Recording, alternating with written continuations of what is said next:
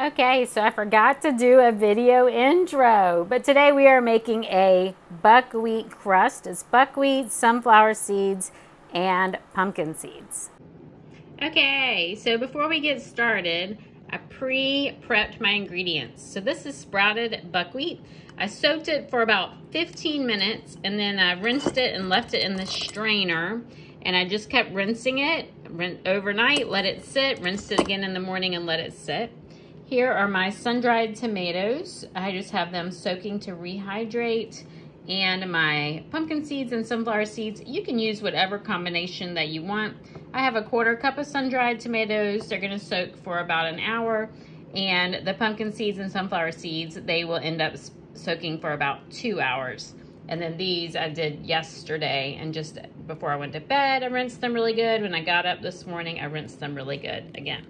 Okay, now we get to the fun part. So here is our buckwheat, all strained. There's tiny little tails on there. I just wet it maybe an hour ago and let it strain some more. I don't know if you can see the water's still cloudy. It's very gelatinous. It'll give off kind of a mucousy slime. And so that's why I only soak them 15 minutes before I sprout them, because they'll just get more and more gelatinous. And we want that to hold it all together when we make the buckwheat crust. So the seeds are really, really hard like a rock. But once they are sprouted, I can smash it on my thumb. So we want them nice and soft. So I'm going to put the buckwheat in my food processor. Move that away. And then I'm just going to blend it all up in the food processor, or chop it, I should say.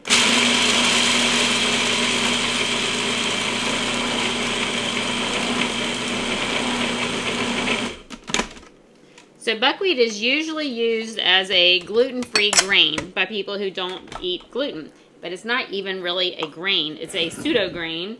It does have a lot of B vitamins, a lot of fiber, and that mucilaginous quality helps to coat the whole mucosal system from the nose, the mouth, through the esophagus, all the way down and out. So it's really great for healing that if it's something that's well tolerated by you. So I'm just going to put this in my bowl here so that I can grind up the rest of the ingredients and then add it all together. Okay, so next I'm going to add the other ingredients that I showed you. I drained the sunflower seeds and the pumpkin seeds.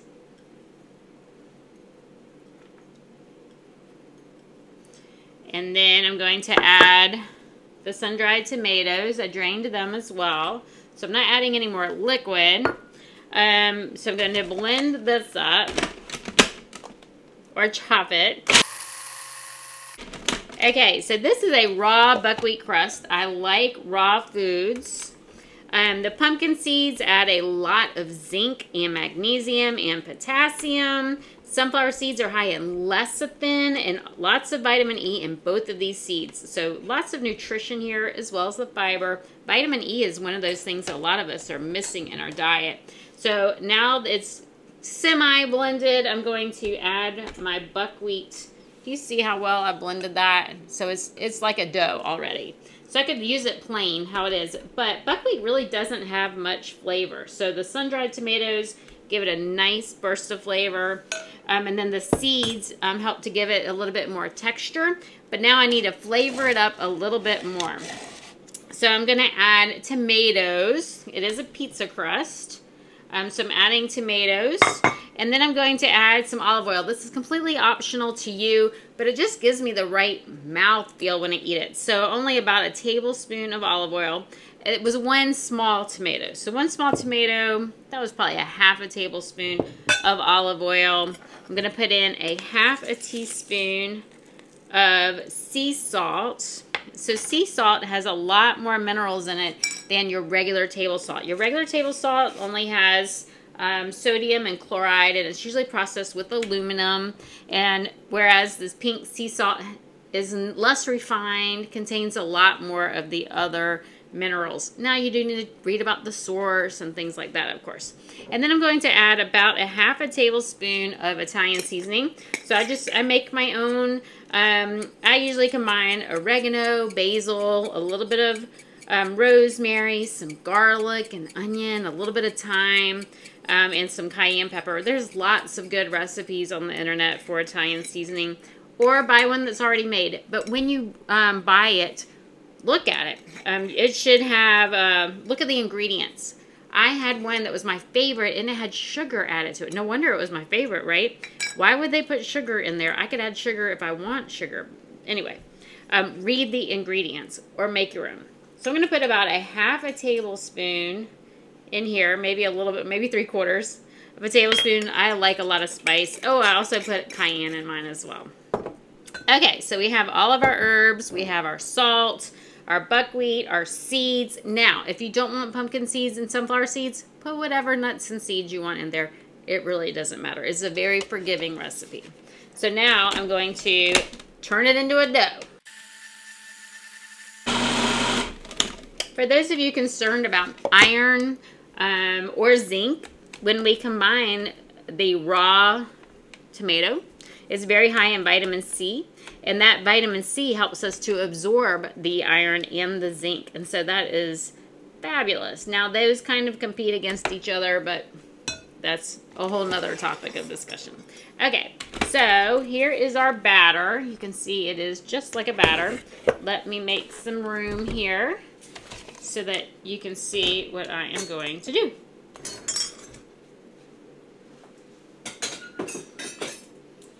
Okay, so I'm going to use dehydrator trays. You can always bake it in the oven if you want. I like raw. I like the enzymes. The sprouted buckwheat is full of enzymes. So are the raw tomato, those nuts and seeds. I just really like it that way. When we bake them in the oven, we heat them too high, they become inflammatory.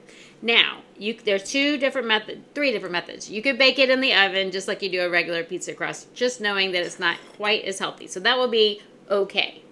Good would be, I'm in a hurry, I don't want to bake it in the oven, but I need it before tomorrow. So then I would put it in the dehydrator at about 145 degrees for a couple hours and flip it, and then let it go for at 115 for a couple hours, and it's probably gonna be the right texture.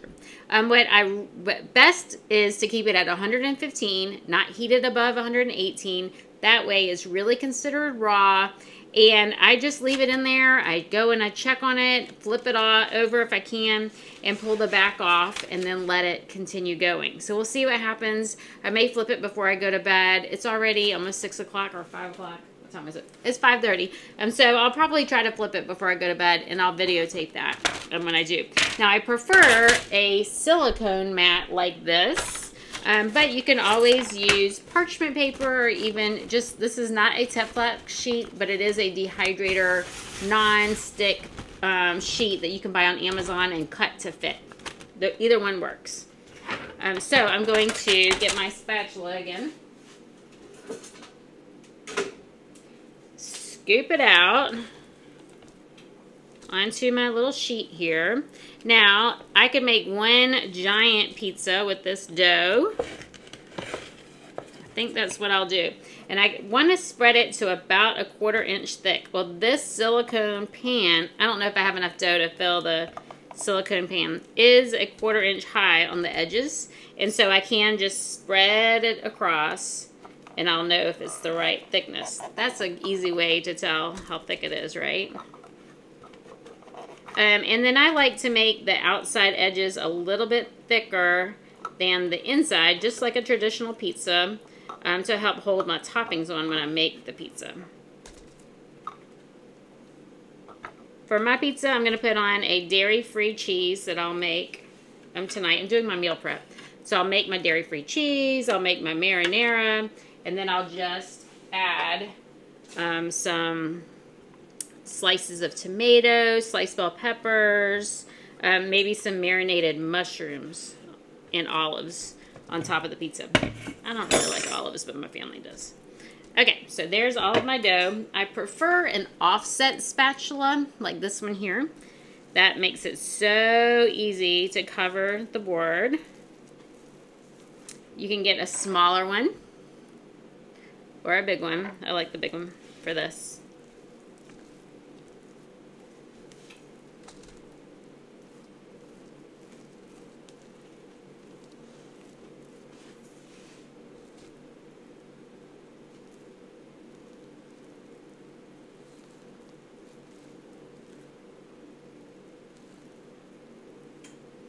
All right.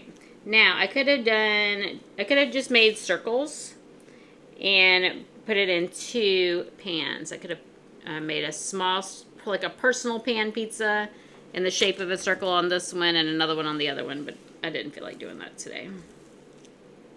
Just one big pizza.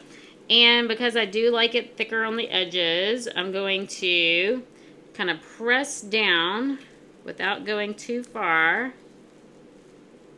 and build up the sides a little bit.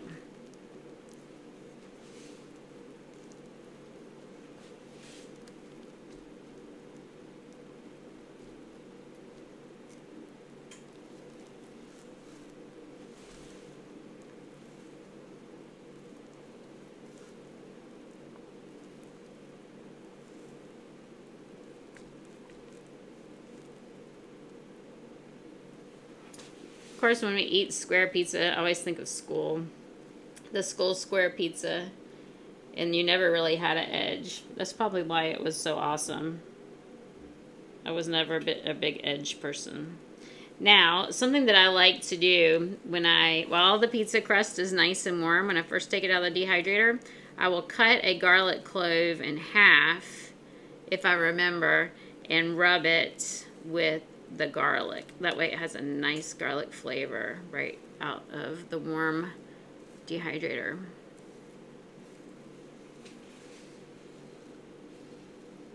Okay.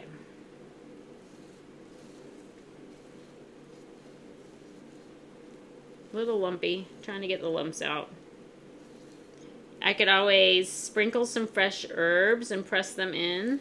That actually might be a really great idea. It'll make it look so pretty. Let's just do that. A little bit of herbs. It has the little red sparkles. Could be a really great holiday flatbread, couldn't it? Kind of press that in a little bit so you see the herbs. You know what? I didn't taste it to make sure that it has enough salt. That was a half a teaspoon salt. That's perfect. Like I said, buckwheat really does not have much flavor, so you definitely want to add some spices. Anyway, here is our crust.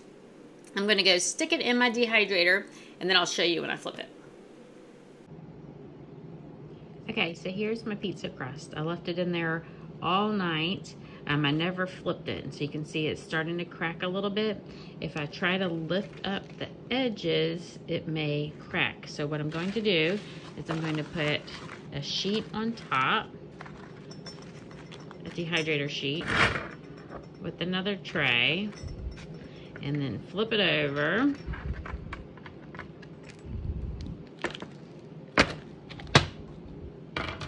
And then pull the back off. And so you can see it cracked even on the back. So I'm going to leave it to cool. I don't need to put it back in the dehydrator. It is dry enough. It's plenty dry enough. And so now my pizza crust is ready for me to decorate.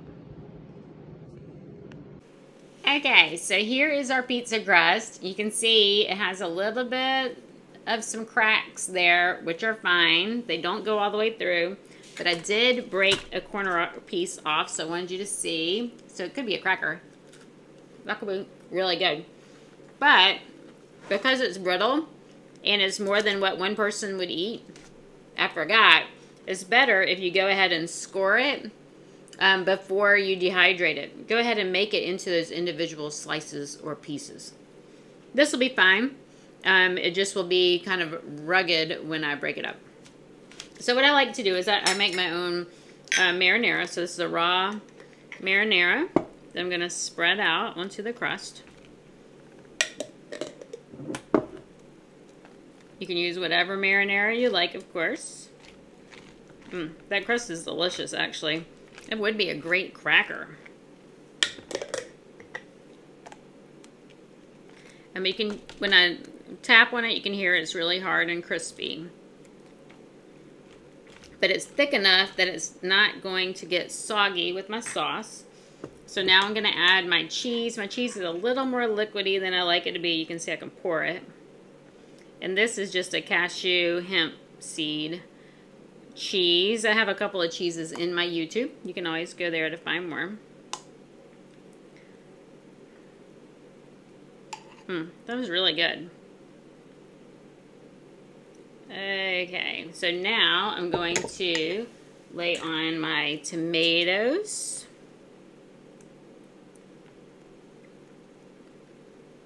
It doesn't have to be anything fancy. You can decorate it however you want, right? Actually, because I only have that many slices. And then I marinated some mushrooms, onions, and peppers. And I stuck these in the dehydrator to soften. And so I'm going to put them on top. I love mushrooms on my pizza. I do not eat olives, even though they're really good for you. So if you do eat olives, then olives would be great to top on your pizza. Whatever you like on your pizza would work. And what I'm going to do is I'm going to stick this back into the dehydrator. Those mushrooms smell fabulous. I'm going to put this back in the dehydrator to warm up.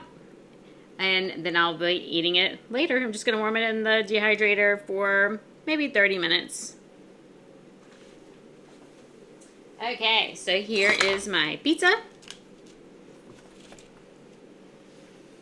with my buckwheat crust. So if you make this buckwheat crust, please let me know if you have other ideas. I'd love to hear them. And please like, comment, and subscribe to my channel. Share it with your friends. And you know I love to hear from you. So please, please, please share anything. I love it.